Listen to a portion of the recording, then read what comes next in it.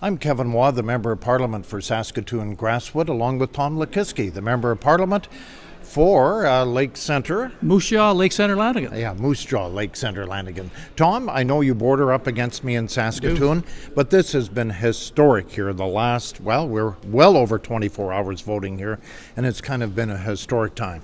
It has been. I've seen a couple of these situations before in my lifetime in politics, but this is the first time I've seen the government infinitely responsible for what's happening today. And by that I mean the government had an opportunity to waive client solicitor confidentiality and let Jody Wilson-Raybould and Jane Philpott speak their truths.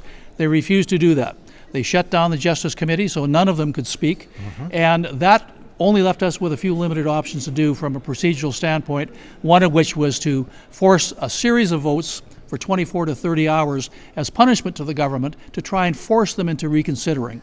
They ultimately didn't do that, but nonetheless, I think we brought enough attention to the matter that Canadians now are engaged wholly in this whole subject. Certainly, Tom, and the big story today was Jane Philpott, her comments in Maclean's with Paul Wells, saying there needs to be more said on this subject about SNC-Lavalin and the pressure put on by the Prime Minister's office. That was a bombshell article, and she was the first one to speak publicly about what she felt and why she resigned from Cabinet.